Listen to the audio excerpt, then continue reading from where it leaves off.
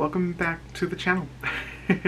Thank you all so much for the incredible support that I have received after posting the last video that I posted on my vlog channel. For those of you who don't know, and I don't know if I made it clear in that video or in the previous video, but I wasn't going to continue this channel. This was going to be the end of this channel and that was going to be it. But I decided after watching another video I couldn't let this channel just die off and be nothing. I wanted to create something and make it more meaningful to me and to who I am. So that's what this channel will be. A lot of, sit downs, talks, Q&As, all that fun stuff that we used to do back in the days. Bring back some challenges and just have fun. But yeah, like I said, if I look down, I have everything on my iPad, so I just want to make sure that I break down everything that I feel like I need to say at this point, only because I don't want to leave anything out, and I want to be very clear on a lot of things that a lot of you might not fully understand or might have some questions. And for anybody that this can help, that would be best case scenario. So let's start off with why I decided to make this video, this video in combination with the first video. So the first video was just, I needed to tell everybody the truth. I just kind of wanted to get that off my chest. I hate keeping things in. I hate not being honest with people, and that ate at me for a very long time, unfortunately. But ultimately, now it's a weight lifted off my shoulders. I feel amazing that I was able to share such a personal part of me with everyone. As you guys know, my personal life usually stays very personal for me. The most I will do is like the vlogs, and even then I don't involve family. I don't involve a lot of people unless they feel comfortable coming out in the vlogs and stuff like that. So for the most part, my life is very private. A huge thing with me, and I feel like was one of the hardest parts of this video specifically, is knowing that such a monumental part of who I am was a secret, and having that be a secret was hard. So I did a lot of YouTube searches. I did a lot of YouTube, investigation, I guess you can say, to be able to find the information that I was looking for. And ultimately, the only way that I found it was very minimal when I was looking into it. It was very minimal when I started this journey of trying to figure it out and trying to just understand this part of me. And so I wanted to be able to help someone who might be going through the same thing. And if I can help at all, if I can be that, beam of sunshine, ray of hope that I needed at that time, that's enough for me. So let's do a backstory. When did I know I was gay? I think this one, I don't know. I don't know. I knew at a very young age, I was maybe like 15 years old, that I had more of a crush on guys than I did on girls. But because of my religious beliefs, because of the way that I grew up, because of who I was at the time, I figured it was just a phase. I figured that I didn't need to worry about that. And I figured I was going to get married. I was going to have this happy little itty bitty life. That didn't happen. And that was never going to happen because, so at the time, I strongly believed that being that way was a choice. And only because that was how I was raised. So in my mind, this was a choice that I was making. In my mind, this was something that I could walk away from and do right. And I soon enough learned that that's not the case. That it's not something you choose to be. Like, I don't think people realize, but you do not choose to cry yourself to sleep when you're in the process of figuring this out because you're not enough. Because you feel like you have let every single person that's ever believed in you down. Because you are you're just crying because everything that you have been and everything that you were taught to be has become a lie at this point. Everything that you believe in is no longer a belief, because how can you be yourself? How can you be honest with yourself? How can you be true to yourself when everything that you are, every component, every inch of you is judged and is frowned upon by your beliefs? I don't know if I said this at the beginning or not, but okay, so I grew up a Jehovah's Witness. I think that's a huge part of the story. I total brain fart right now. I hope I said it. If I didn't, I'm sorry, but yeah, Jehovah's Witness. So that's just that's how I felt. That's how I felt. Another huge thing was for me was it was just so hard to ever make friends in the Kingdom Hall. Kingdom Hall is what we refer to as the place of worship, so like the church, I guess you would call it. So the Kingdom Hall is what I'm assuming most people would call it a church. The building, the place where you go. But so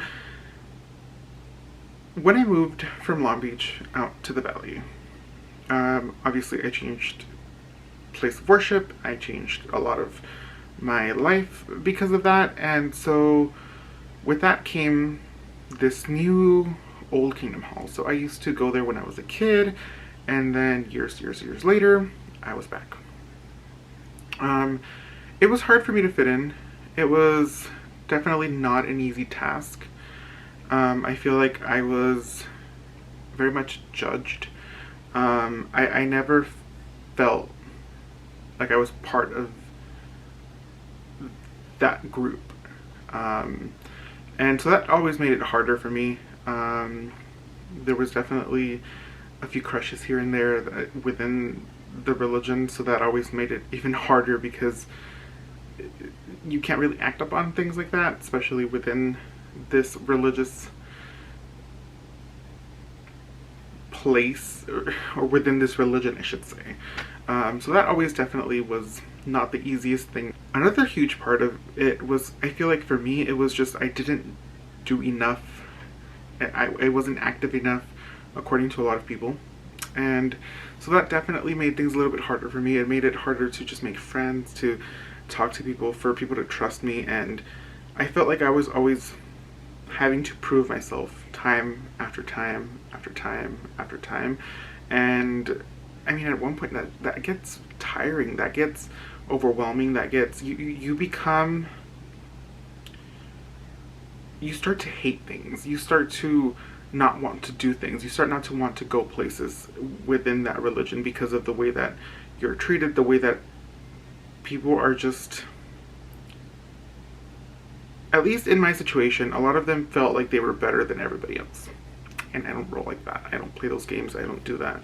I don't do the whole cheeseman thing. I try to stay away from that. And I feel like this hall specifically was very geared towards, oh, she did this, or that one did that, or very judgmental. And I could never get involved with that. So when did my actual coming out happen? My coming out to myself happened when I was 22. That's when I fully accepted that that's who I was, that's what my life was, and so that led to a trickle effect of things that started to change and happen at that point. My coming out was when I was 21 or 22, that age range. It was definitely not an easy thing. It was very much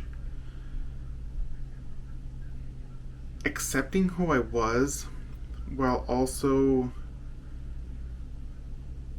exploring a side of me that had yet to be explored at this point. When I started to figure things out, and when I feel like I fully accepted my life and who I was, a huge part for me doing that was because I felt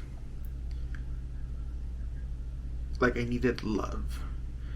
And that's gonna sound very sad, and if I get emotional, I'm sorry, but I come from a very broken family. I come from a family that doesn't show emotion. you don't really talk about caring for someone and wanting to be there for someone, and for the longest, that's all I ever wanted. For the longest, I just wanted someone to care about me, to think of me as more than just a member of the family, I guess. I don't know. I wanted love. I wanted someone to share my moments with, someone to cry to, someone to be able to express how I felt, someone who I could genuinely just be myself and share beautiful experiences with. And unfortunately, it didn't happen. It didn't work out the way that I wanted to. So that year, when I was 21 or 22, I got on this dating app for a very short time. The app is no longer in the App Store. I think it was just like it made it for like a year, and then it was discontinued or canceled, suspended. I don't know what you call that. But it was basically taken off the Apple Store market. And so the app was called Chappy. And I feel like me getting on that app was my way of, let's do it. Let's just do this coming out thing. It's time. It's time for you to do it. Why are we waiting? And so in the process of that, I decided, I joined this app. I started talking to somebody who made me feel all the things that I wanted to feel, and then some. And it was beautiful. It was the most beautiful thing that I have ever experienced in my entire life. And I guess it's because it was the first time. I guess it was because it was just like, just wanting to feel that love and want from someone, and having, and wanting to be able to live your true self was the big, I guess, selling point for me, if you want to call it that. And so, you know, that person came into my life at my most vulnerable moment. Nothing ever happened with us, other than just that bond, that connection, that understanding, that being able to be me. It was beautiful. But that also made me realize that I wanted more of this, and I wanted to be myself, and I didn't want to hide anymore. I didn't want to have to pretend around people just because of their feelings and because of how I needed to focus on me. I needed to be selfish, and I needed to be what was best for me. And so that was my exit of the religion. I didn't leave my church in a traditional way. So most people come out to their whole family. It's a whole thing. They either get kicked out, they get accepted. Like it's a whole thing. For me, it wasn't that. For me, it was, I left, I distanced myself, and I did that because I wanted to be in control of my life. I wanted to be in control of how I did things, and I knew that if I told anybody, I knew that if I did this whole coming out thing in person, I would have to explain. I have to, go up to a group of men and tell them that I'm like a raging homosexual, or like what? Like, no. So I decided to do this whole thing on my terms. I needed to do this on my terms because that's what it was going to be. I didn't care. I needed this thing to be done the way that I wanted it to be done. I wanted it to be done a certain way. I wanted it to be my authentic self. And I wasn't going to allow anybody else to ruin what I had. And that's not to say that you need to do the same thing that I did. That's not to say that the way other people do it is wrong. That's just the way that it worked for me. I was in a place where I could thankfully afford to do that, without having to be kicked out or any of that. And so it worked out for me, but that might not be what works out for you. And a lot of people think of it as running away. A lot of people think of it as running from your problems. But in reality, I was just not going to allow somebody else to dictate my life and or to dictate how my story is told. And that was that. Leaving the religion was definitely one of the hardest times of my life. Well, yes, it was my decision to do it. Well, yes, I did not take the steps to actually be shunned or disfellowshipped. I wanted to grasp things on my own, and part of what that meant was that I would have to just push everyone away from me. I did tell a few people. I got mixed emotions off of it when I did tell them. I got, I love you, I care about you, but I'm not okay with that stuff. I got I support you, but if my kids ever said that, like, that's not okay. And it was a lot of yes, but, or I support you, but, or I'm there for you, but. And those buts are genuinely what just drove me off the edge. And I was just like, you know what? I don't need you in my life. I'm cool without you. I'm cool. It's good. Like, thank you, but no thank you. At that time, too, I was creating content on YouTube. So, like, I was being this bubbly, awesome person and talking about religion and talking about, all my life. Like, if you guys go back through my vlogs, I have vlogs of the regional assemblies. I have vlogs of, like, just a lot of my religious beliefs, and because that's who I was at that time. And obviously things have changed now, but that's who I was when those videos were being created. And I initially started YouTube because there wasn't people like me. I felt like I needed to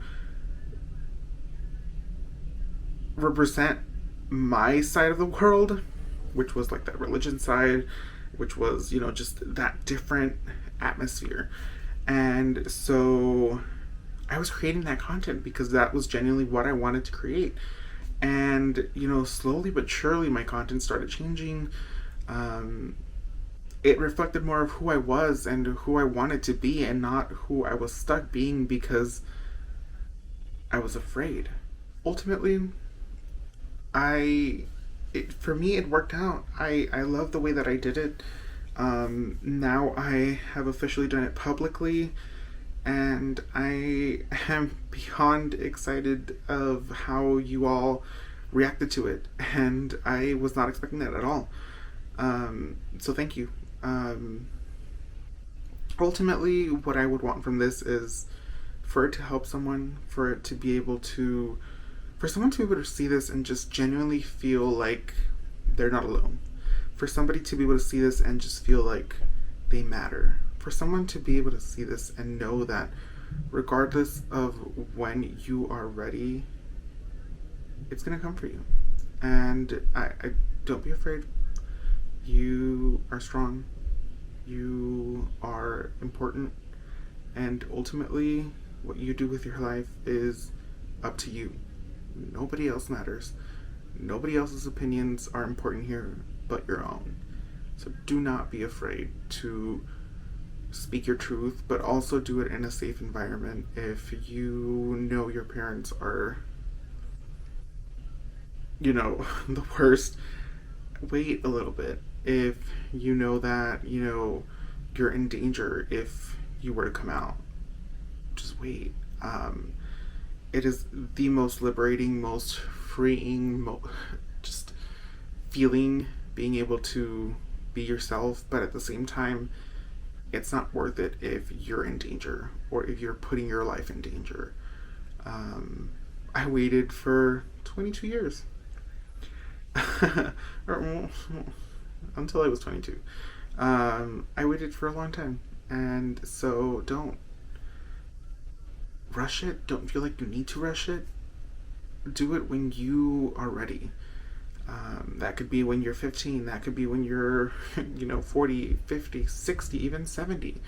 When you are ready, things will align and you will be okay.